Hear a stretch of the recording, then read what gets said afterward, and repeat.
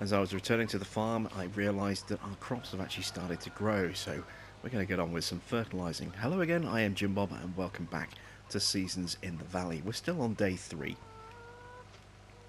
However, as I say, our crops are now starting to take a little bit of life. I was just going to do some weeding off camera. When I saw that the crops had started growing as well, I figured we may as well make an episode out of it and actually spray our fields as well. So let's just drop off our front loader just here. There we go. We're going to make a start by weeding the grass. Actually, no, because we're going to make a start with switching our wheels over and get the spraying equipment out. So let's customize our tractor first of all. We need to change to narrow tyres.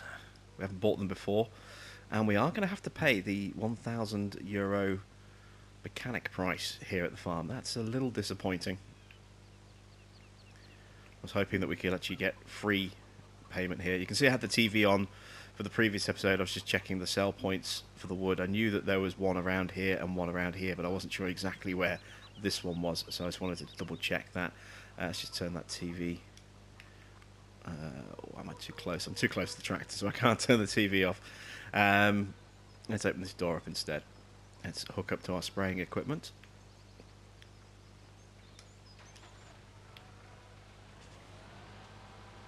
And the TV is off now. Good.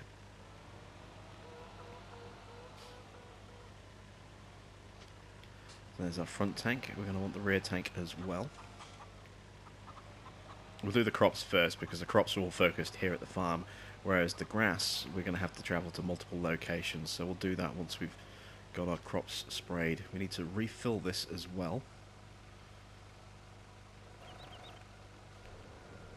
There we go. I think this is the... Oh yeah, this is the rear tank fitting. You can see the gauge there. And are we close enough to do the front tank as well? No, we're not, so we'll have to drive out, turn around and poke our nose back in again to do the front tank. Oh, actually, no, all I need to do is just change the implement, wasn't it? Never mind. We'll get there.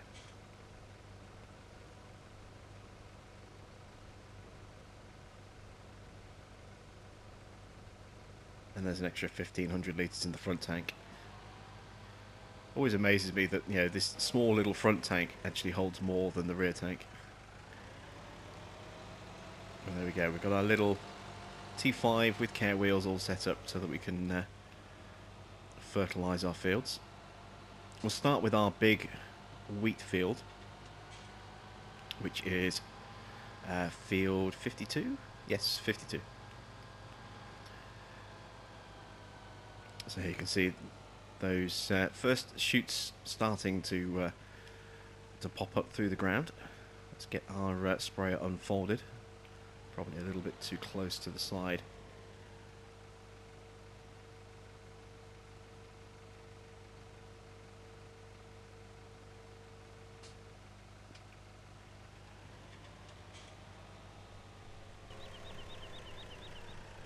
Zoom out a bit so I can make sure that we're lined up properly. There we go. Alright, so let's turn our sprayer on and off we go.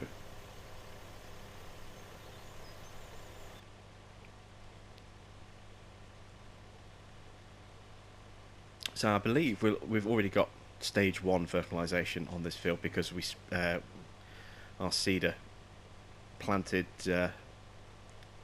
pellets alongside the seed. So this is going to take us to stage 2. We're going to get our fields fertilised quite quickly, really. And it's the same with our grass as well. We've already weeded our grass to stage 1 when it was at 0 growth. So we're going to take that up to stage 2. So when it gets to the summer, we're not going to actually have that much fertilising that we're going to need to get done. Most of it will already be done by that point. There'll only be little bits, probably just our sort of soybean and our corn crops, which we are still yet to plant. We're a couple of days away from being able to plant those, but once those are done, then that's probably all we'll need to fertilise in the summer.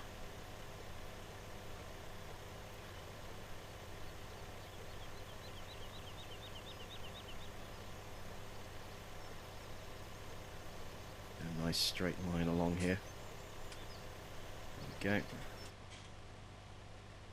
See that colour of the field changing as it gets into our draw distance.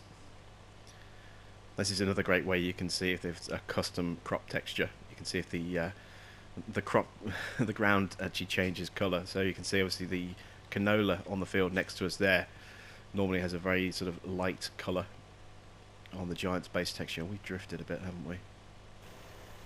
Yeah, we have. We just missed a spot. Let's quickly tidy that up. I want to maximise our yield.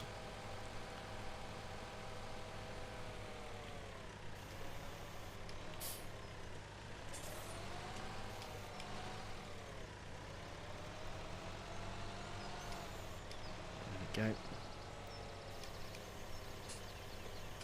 It's so hard to stay in a straight line when you've got no real guide reference points.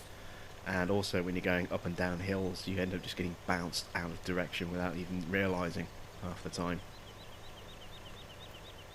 That's why I generally tend to do most of my stuff outside the cab like this when it comes to important stuff like making sure our fields are fully covered.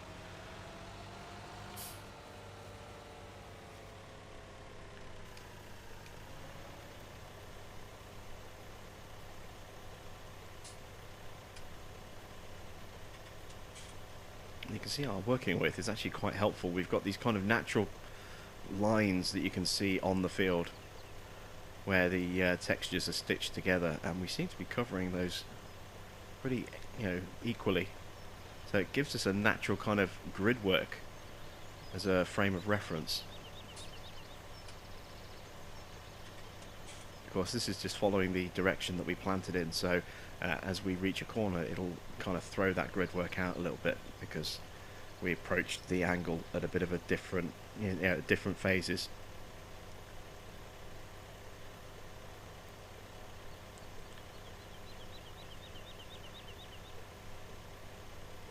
Swing our way around, make sure we're getting complete coverage on the field there. You can see how much we kind of drifted and wandered.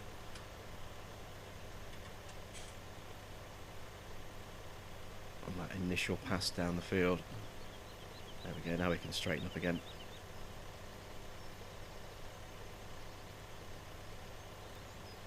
Ah, this was the curve, that's why we're still on the curve.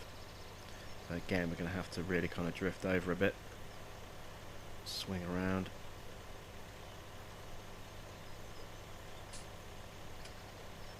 Make our way back up the hill towards our placeable yard, which we still haven't really got anything placed in apart from our silo. I would like to consider putting in maybe a bit of additional storage up there in the future, but I'm also thinking that we could possibly get away with putting some greenhouses in here. Something for us to perhaps work with. We won't really be able to do the manure part of them until we have cows or pigs, and I'm in no hurry to do either of those at this stage. Cows maybe next year, pigs probably not, but we can still get some income just by making sure that we put water in the greenhouses, so we might possibly invest in a greenhouse or two. We've used the fruit trees quite a bit on some of our other farms. We're using them on American Midwest and we're using them on Deutz Farm, so I'm not going to be planting a fruit orchard on this map. We've done enough of those already. I think it's time to do something a little bit different, and we haven't really done that much with greenhouses in the past. I mean, we had a couple of greenhouses on American Outback, but that was kind of all we've ever really used with greenhouses, and I have been considering using maybe a cucumber greenhouse or two on Altenstein, but as I say, we have the orchard there that's already bringing in a load of cash for us, so it's not a pressing requirement for that map, whereas this map, I think it would be quite good to have a little extra source of income that we can sort of manage and maintain. I try to avoid using what I like to call the cheap ones, where you just plonk it and leave it and don't do anything. So things like the solar sheds. Yes, we've got one on a Santiago Pacho, but that was kind of more for the height necessity than anything else, so that we had somewhere to shelter our cane harvester. But you don't see me use bee houses. You don't see me use solar panels. You don't see me use windmills, because they are a little bit too cheap, in my opinion. You just plonk them and then leave them, and you don't have to do any kind of work to maintain them at all. They just sit there and continually earn money for you. So we won't be using any of those on this map. We want to keep some kind of involvement with everything that we're doing. A little thin strip there that I didn't catch. Let's just peel off and do that. There we go. Make our way back over here.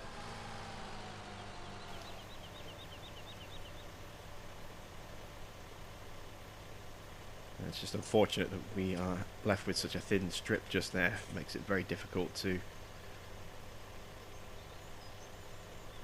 be efficient with our spraying, and we're going to have the same issue down here as well. We're going to end up with a thin strip down here, as you can see, where we're going to have to come back and kind of waste a bit of fertilizer. Well, there isn't really a lot that we can do about that, so it's just good though that we're actually in a position now where we can finally start fertilizing our fields, moving that one small step, that tiny slight little step closer to actually having harvestable crops, now that they are actually starting to grow. You can see the camera on the field there as well, really kind of throwing us around a little bit.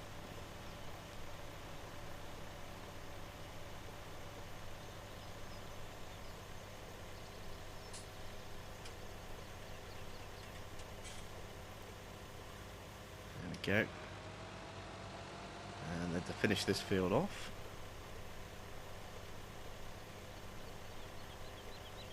I think we planted barley on the field in the middle, didn't we? Okay, and then we've got canola growing just over there. You can see that big swath of green all the way across the map there. That is our canola field. That's the really important one. That's the one that we definitely need to come in, because it cost us a lot of seed to actually plant that one, and it's a good value crop as well. So we need to make sure that that one comes in no matter what. That's the one that's going to really provide the money for us at the end of the summer into autumn when we do our harvesting.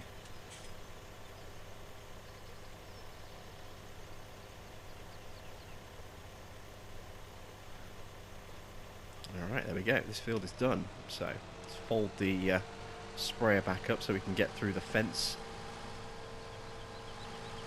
and then do our next field, which is that former grass field that we converted into a crop field.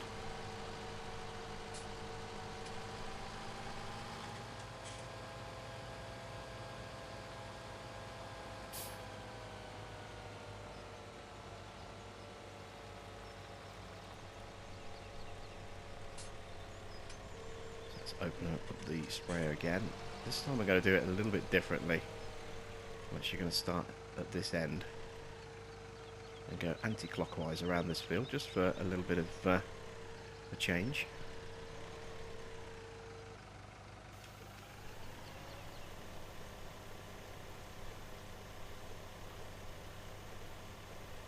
And I'm actually going to put in a full border around this field because of the fence. I want to make sure that everything around the fence is done with minimal sort of issues, and then once that's done, then we can just run up and down the field to fill in, everything else that needs to get sprayed.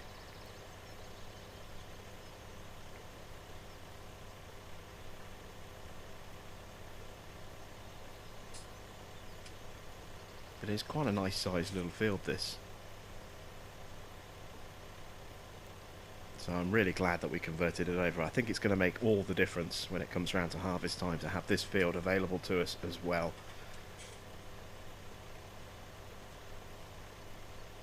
And we still need to do the ploughing work and combining those fields up at the top end of the map, fields 2 and 6 and 24 and 25, they still need to be combined.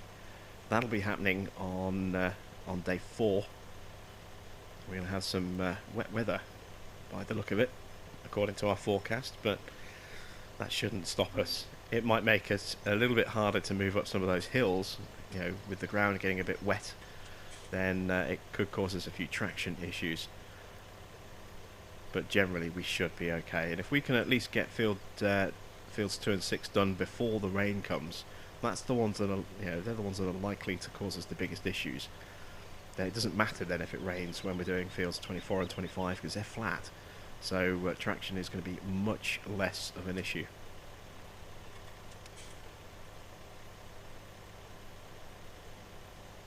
But with our grass growing in, it definitely means that we are in a position where we are going to need to start thinking about a mower. So I need to decide what sort of mowing I want to get done. I mean, I'd love to have a big M on this map, but at the moment it's not really a practical solution on this map. It's way too big for the kind of fields that we have right now, and it's also horrendously expensive. And even if we were to just lease one, it would cost us a fortune in leasing costs, more than it would cost us to actually just buy some smaller mowers outright. So I think we'll keep it nice and simple with the mowers. I'm thinking probably the Pottinger front mower and the single Pottinger rear mower is going to be our mowing setup. Nice and manoeuvrable. It's going to give us a good amount of coverage on the ground, but easy enough to sort of get through in and out of fields without any real issues. We should be able to run both, I hope, with the T5, although we may possibly need to go to a T6. If that's the case, then what I may well do is actually sell the T5 and just upgrade to a T6. I certainly don't want to be using the T7 for all of our mowing. We're already using that tractor for our ploughing and our seeding and, you know, our grain transport and, you know, anything heavy that needs to be pulled around. The last thing I want to do is then just do, you know, some sort of mowing with that tractor as well and just really pile on hours that are unnecessary to pile onto that particular tractor. It's already our workhorse. There's no point, you know, flogging it to death. You know, we need to make that tractor last a good long while before we're in a position to support it with another large tractor. So crippling ourselves with, you know, huge maintenance costs because we put way too many hours on it too soon is definitely not the way we want to go. And I do like this little T5. I think it's got some really good, you know, usefulness around the farm, but at the end of the day, if it comes down to it, we will upgrade it to a T6. We need to be, you know, practical about the equipment that we use. We can't really allow sentimentality to take over.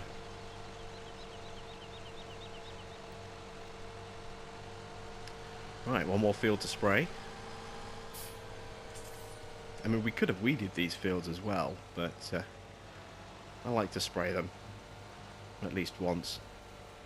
We might weed a couple of the other fields next time out, but or yeah, that middle field we might weed, but we'll be spraying the two larger fields because weeding will take an eternity on these fields. They are pretty big, and our working width isn't fantastic with a weeder.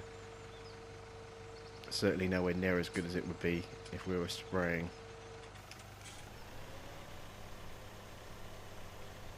Well, we've just checked our fill level. We've actually used up half of our spray already, over half of our spray.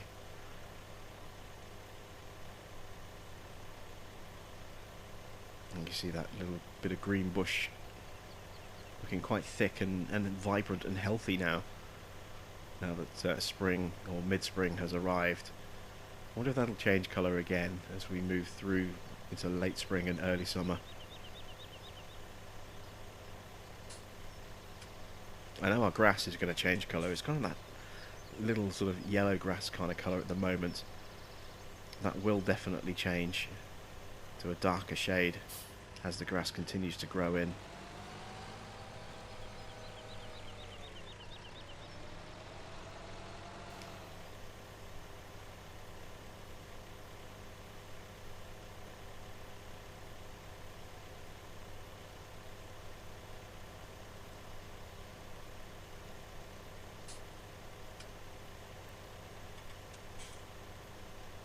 Now once we're done here, we'll actually check our fields with the map. We'll pull up the overlay, check the status of our different fields and see where they're at in terms of fertilisation, see how much more we're going to have to do before they're complete in that respect, and then all that will be left will be just letting them grow. But I can see it's been quite busy over the summer months with grass work in terms of baling and maybe even doing some silage as well. Certainly going to be doing some tedding. We're going to have to be careful as well, because once the grass is cut, it immediately will start to rot if it's just left out in windrows. So you kind of want to work field by field. You know, cut a field, row it, bale it, or collect it, and do it field at a time, rather than having multiple fields all sitting there, getting done at once, and then doing the next job on all the fields at once. And because you're going to get to the point where, you know, if you're not too careful, you know, your grass cuttings are going to start to deteriorate before you get back to actually do anything with them on that first field again. So we will be working on a field by field basis to avoid that.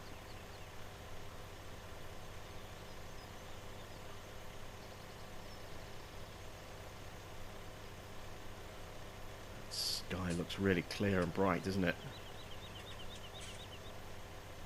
So just drifting away from the edge of the field there. That's not good.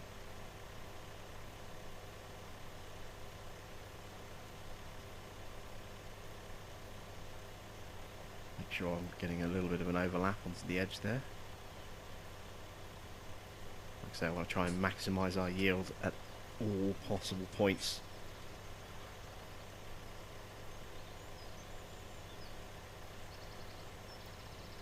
So we won't necessarily be harvesting the second it becomes ready to harvest either. We might let the crop dry out a little bit before we do, because the drier the crop, the better the yield. If the crop has moisture, we can harvest it to a certain point, but the more moisture there is in the crop, the bigger the impact it can have. I know that's the case for PC. I assume that's going to be the case for console as well. So we'll be using our Wopster tool an awful lot in the coming, you know, weeks and months ahead, so we can check on, you know, crop height and hydration level, you know, how much moisture is in the soil, things like that. So we will have kind of a Wopster episode coming up very soon, but we're a little way off that just yet.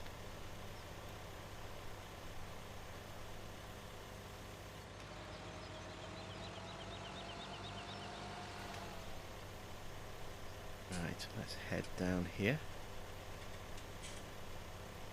And I'll loop back around the way we've just come.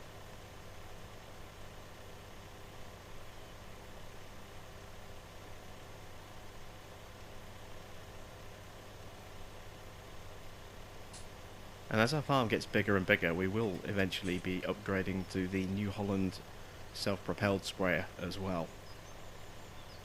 But we're not quite ready for one of those just yet. As much as I would love to have one of those, you know, they are expensive, and we can get by just fine using this Kuhn spraying kit for now.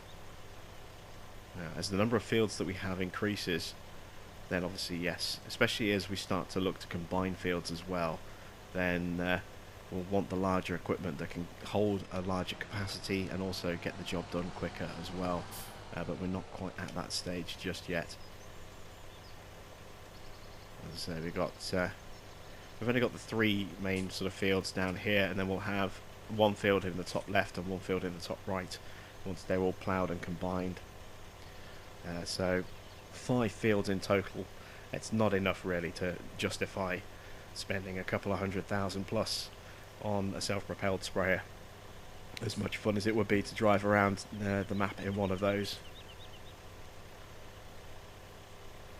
I also think it would be a little bit awkward to use on a couple of the fields. I don't think we could use it on our repurposed grass field, which is field 91. I don't know if there'd actually be much room in there for one of those once it's fully extended. So we may just continue to work that field by weeding it.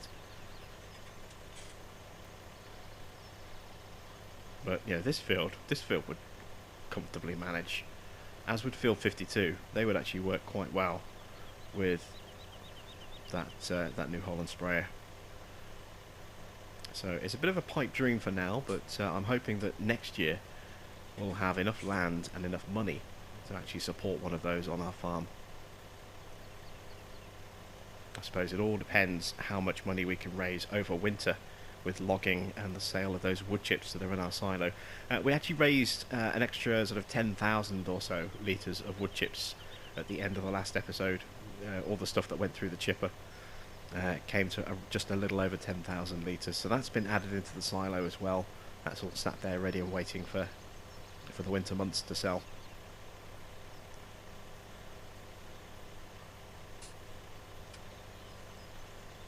And we're going to have to go and top this up in a moment, I think.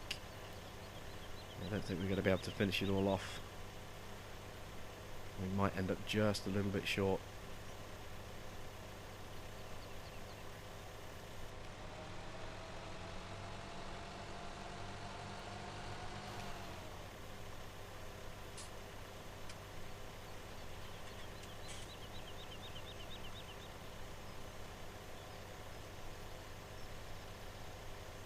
I don't know, maybe we might make it. What I might do is, if we've only got a little bit left, rather than spending money on filling this thing up again, I might just finish that little patch off with a weeder. Seeing as we're going to have to bring the weeder down this way to do fields 62 and 83 anyway, maybe I'll just do that. Just whatever's left over, we'll just hit the weeder with. It shouldn't take us too long, because there won't be that much left by that point, I think. You can see we're definitely making a big impression on how much is left on this field every time we make a pass.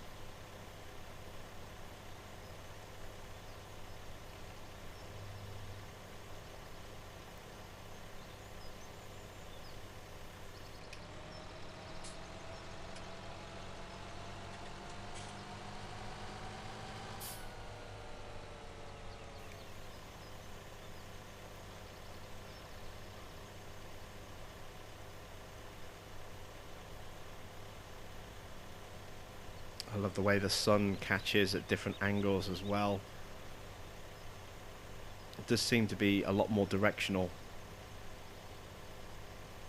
with seasons, because the sun is at different heights. It's not the same uniform sunrise and sunset that we get every day with standard Farming Simulator. Now we get the sun in different positions of the sky. So it has a higher arc or a lower arc depending on the season. You know, it pops up at different times of the day, different intensities as well. It really does just add a little bit extra oomph to this already fantastic visual mod.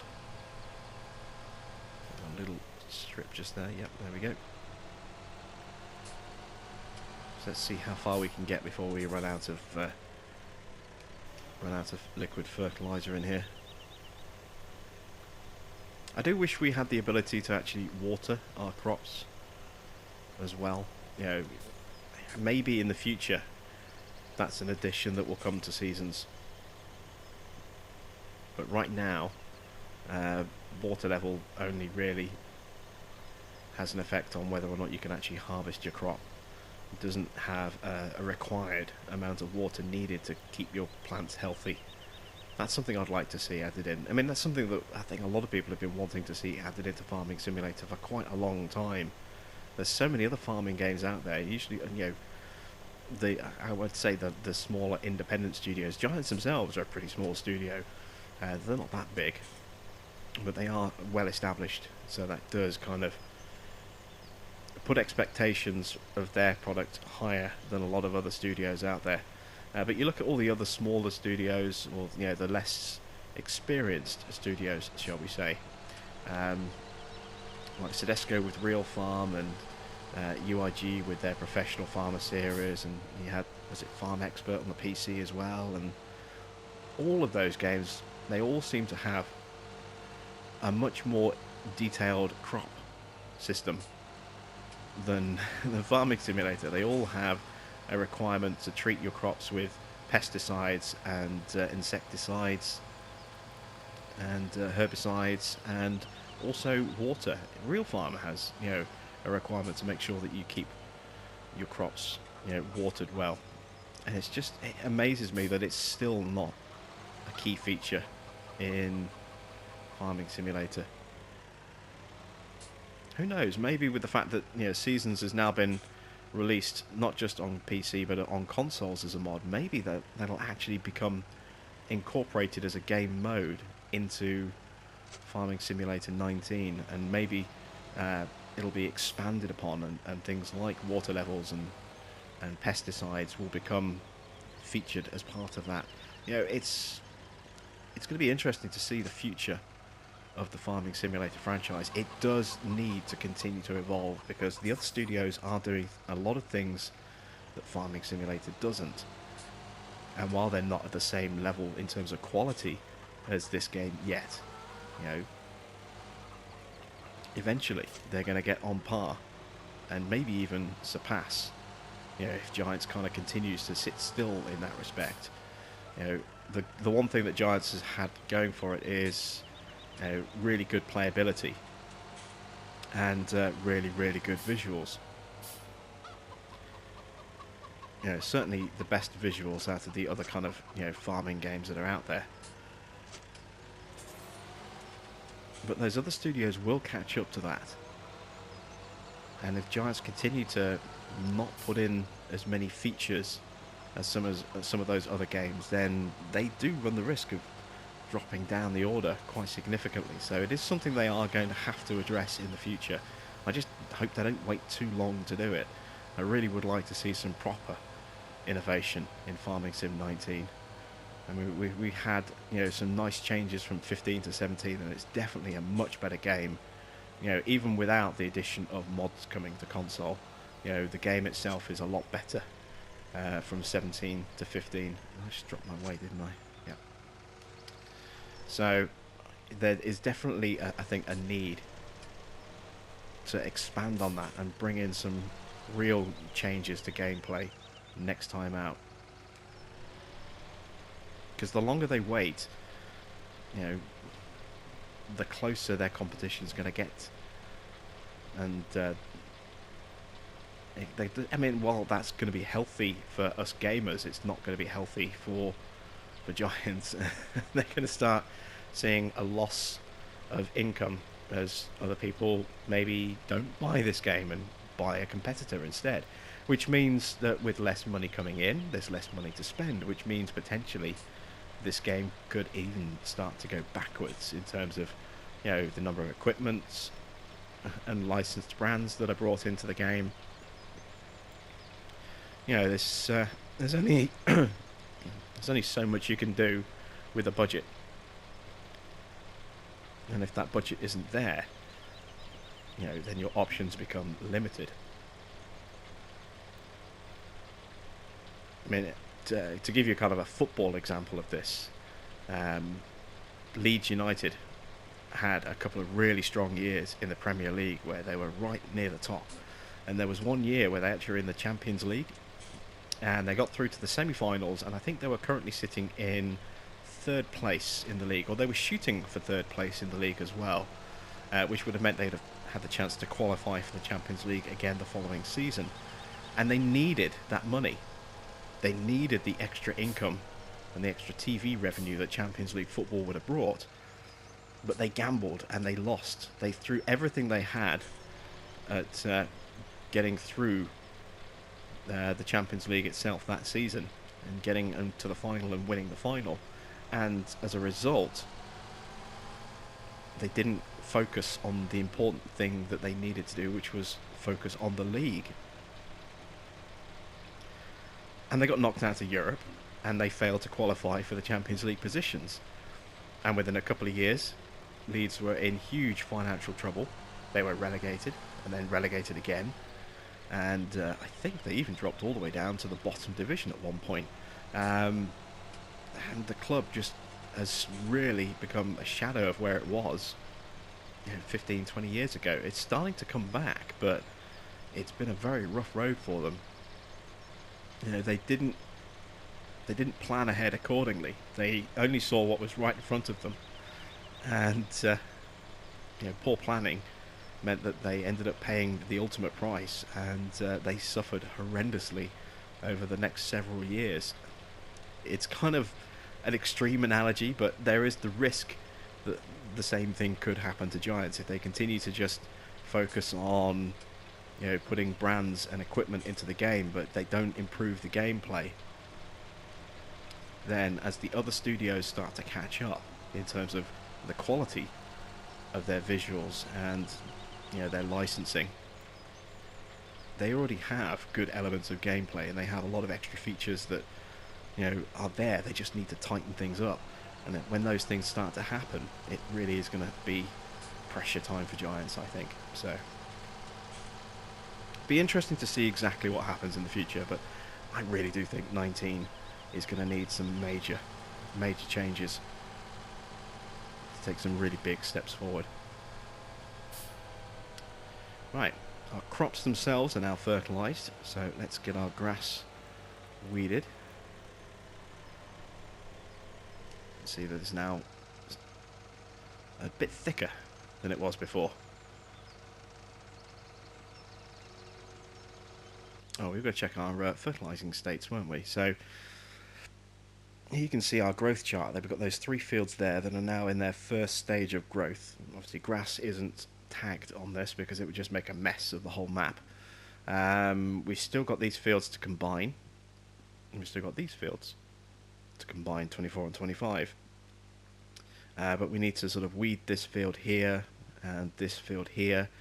We're on 83, we've got to do 62 after that, if that's starting to grow in as well. So we've got a few grass fields that we need to sort of get prepped a little bit. So once again, I'm going to scoot my way around the edges of the fields. And once those are done, then we can start working the interior of them. But I want to try and get as close to the fence as I possibly can. And I forgot about this. You don't own this field. I kind of do. I just don't own the field right next to it. That's the issue.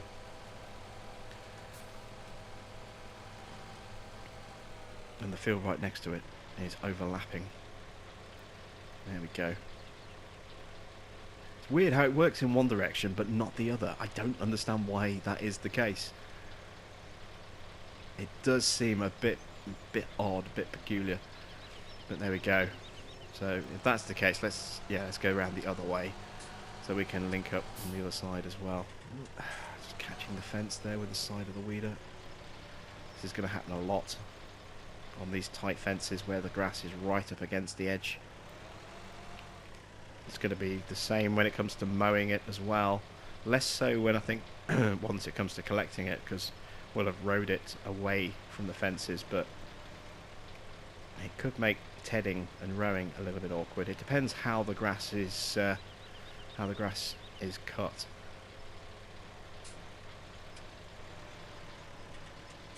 Again, we see we're catching on that fence. This is frustrating at times. There we go. A little bit of clearance on this side now. And again, just drifted a slight bit too much because I couldn't see with the tree straight into the fence again. This is exactly why I didn't want our crop on field 91 right up against the edge of the fence, for the exact same issues that we're having right now. I didn't want to have that issue with our seeders, didn't want to have that issue with our cultivators and our planters, or with our harvesters, because you get wedged when you're harvesting. Odds are you're going to have to drive into existing crop just to try and wiggle yourself free, and then you're damaging what you're trying to harvest. Not so bad with grass. You can kind of live with it with the grass, but certainly do not want to be doing that with, you know, a lot of crop that we're paying for and paying a lot of money to fertilise as well.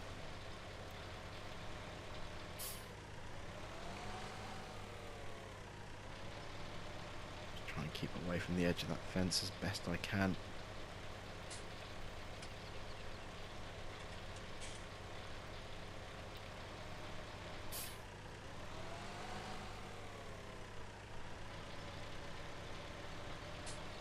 Scraping along the edge of it there. There we go. Right. Now we can start running up and down the field. So I'm going to turn here. Just fill this block in just here. Now we've got a straight edge that we can kind of run up and down the field with. Just need to get this little bit here that we missed. There we go.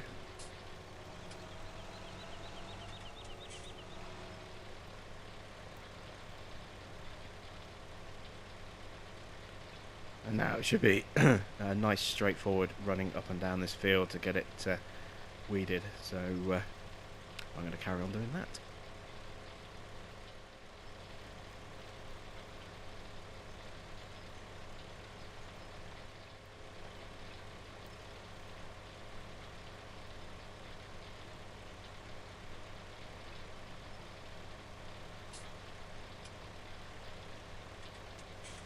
There we go, that is the end of the field. It's fully fertilised.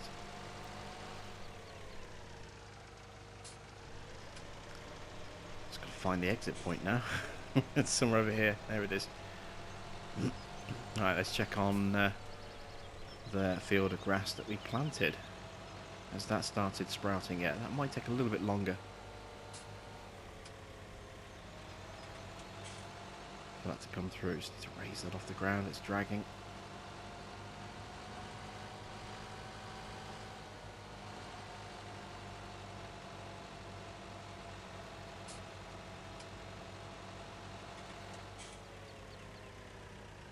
Yep, there it is. Look, it is actually starting to show. So we'll get this field done as well.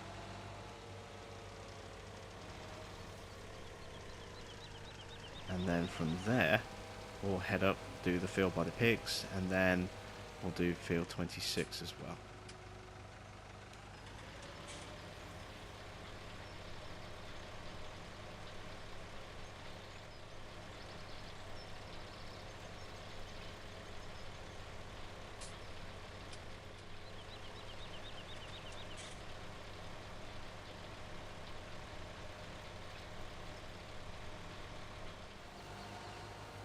This is the grass around our sort of cows pasture field here.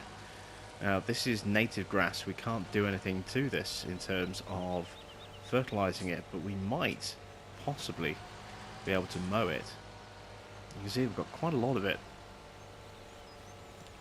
And as we don't have cows, we don't have to worry about driving around in here. So I think we might attack that in the summer as well. See if we can mow this. It's possible that we might not actually be able to mow this grass. I know with something on my shoes maps, you know, he puts little bits of grass in for the animals there, but you can't actually mow it. It's decorative only and doesn't actually have sort of mowable properties. I don't know if that's going to be the case with that pasture here. You know, black sheep tend to do things a little bit differently. But yeah, that could be a nice extra additional source of grass for us as well. So next stop, field by the pigs, and then after that, field 26.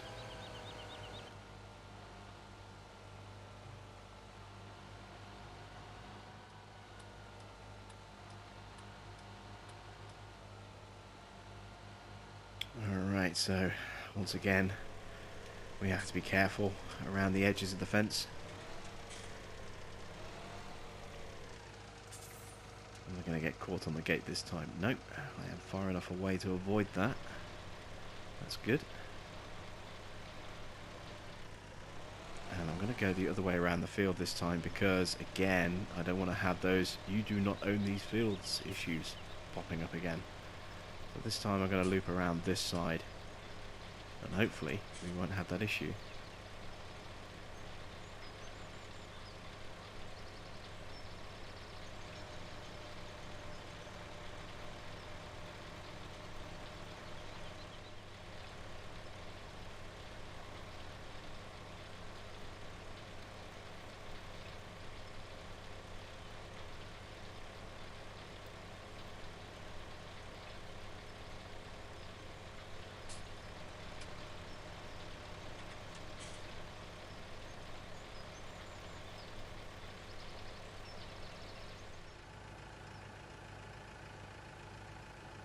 Okay, so that's another field dealt with. Ooh, damn it, nearly got run over.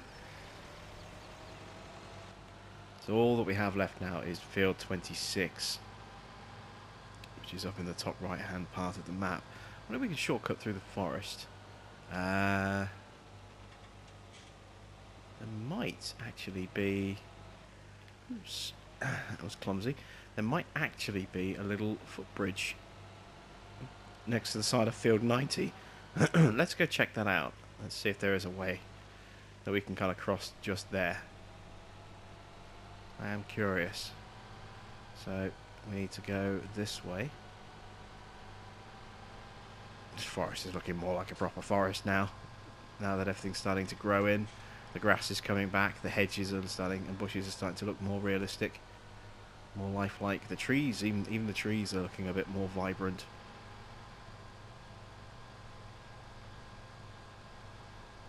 Is there a bridge here? There looks like there might be. There's certainly a path that leads down.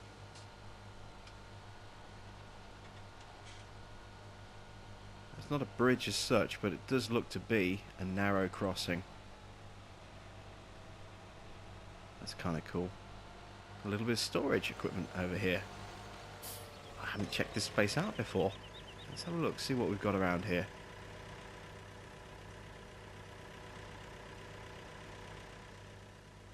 An old beat up lizard. That looks very reminiscent to the one that we have on Deutz Farm, I think it is. The one that's at the shop there. Yeah, I've not come down this way before. Can I get out this way? No, that's the field. Oops. Alright. I guess we're going this way instead. And then we'll cut up between 17 and 18. There's a dirt path there I can see. Yeah. Oop. Damn it. Driving like I'm drunk. Just have to kind of cut through this little bit of grass here. Oh, of course they put fencing there, haven't they? We can get through this side.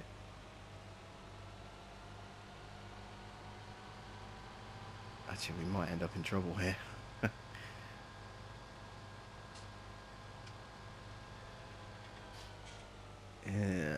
Yeah, that's not so good. I think that's going to be a little bit too deep to go through as well. No, we can probably make it through there, but we won't get up there. Look, that's way too steep to drive up. We're going to have to find another way. This is what happens when you go off exploring. You go, "Ooh, that looks shiny, that looks pretty. Let's go have a wander," and you end up, you know, completely off the beaten track. And the only way to get back is to kind of retrace your steps. Let's have to see if we can force our way through this way. Yeah, here we go. Just be a little cheeky. We'll shortcut over someone's field again. Keep doing that. Keep being a bit naughty.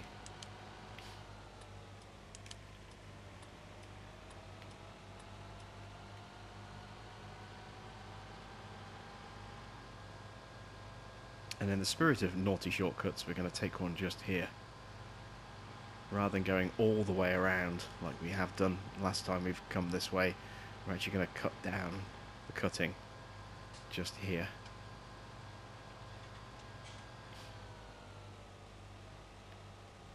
Be a little bit naughty.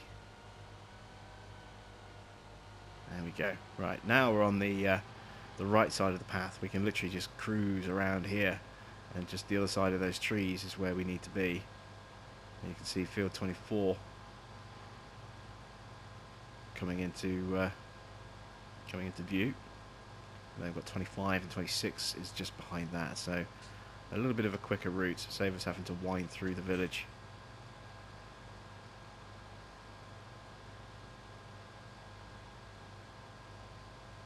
Actually, it's not that much of a save. This probably saved us about 10-15 seconds. Actually, thinking about it, I thought it was a little bit quicker, but no. Apparently, it's only seconds quicker rather than a minute or so.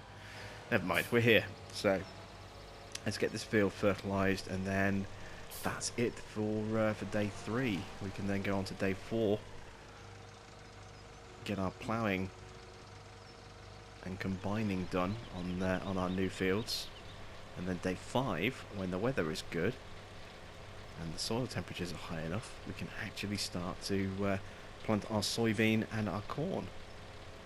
Get 2 new crops. We get to try out our maestro for the first time. And we'll have to do a little bit of cultivating as well, so that we're not planting directly onto the furrows with our maestro. It's not a direct drill machine, although gameplay wise it doesn't make a difference.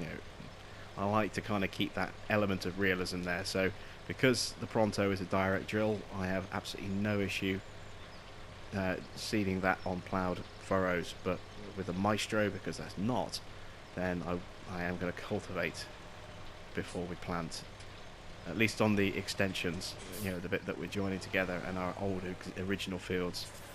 We'll be cultivating those to match up with the ground that our other fields have.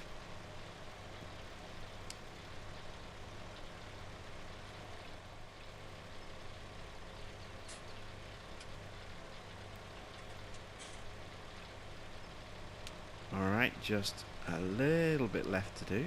Might be able to get this all in one pass, if I'm lucky. Swing around, there we go. Can I get all of this in one pass, or am I going to have to touch it up in places? Might just be able to get it all tight. We've kind of taken a bit of a slow process through spring so far. We've been working on a almost like a 2 episodes per day process. I've been taking it nice and steady because it's our first real experience of seasons. As I get more familiar with the game and kind of get my timing figured down, we will start getting through days quicker and moving through our seasons a bit quicker. Year 2, we're going to see a much faster flow through the seasons than year 1, because it won't be new to us. We'll have a good deal of experience by that point, which is why we've been kind of almost double episoding it per day at the moment. But as I say, this is just a temporary thing. I fully expect that we'll get down to single episodes per day by midsummer at the very latest. And then next year we're going to have a lot more content per day as well, a lot more work to do, because we're going to have more fields, we're going to have more equipment to play about with, we're going to be looking at workers because we'll have more tractors and stuff to work with. But because it's just me at the moment, no real workers on the farm whatsoever, we've just been taking it nice and slow and steady, making sure that we've got all of our bases covered. All of the things that we need to get done are getting done in a very specific kind of checklist way. And as I'm still figuring that process out, it is taking a little bit longer than it probably should do. So apologies if you think we're moving a little bit too slow through the season, but as I say, this is a learning curve for me at the moment. We are going to be progressing at a faster rate as I get more confident and competent with seasons. So it's not an ongoing thing. This is just a sort of a temporary kind of slowdown on our farming process. We should get up to a good speed pretty soon. So I'm going to take this back to the farm now. We've got all of our fields done. Day 3 is finished now. We've done all of our weeding. We've done the tree work that we needed to get done. We've done our fertilizing as well. So day 4 is going to be all about prepping those fields. You know, ploughing the existing fields, ploughing the strips between them and the new fields and combining them, cultivating the ground to clear them up again. And then day 5, when the weather is good enough and the ground is warm enough, we'll be planting our corn and our soybean, and we'll probably end up skipping day 6 entirely. It depends on how our crops are growing. We may just quickly jump in at the start, you know, partway through the day, at the start of an episode, do a little bit of fertilizing, and then skip into summer and see where we go from there. But we'll cross that bridge as we get to it. So thanks for watching. I am Jim Bob, and I'll be back with some more seasons in the valley very soon.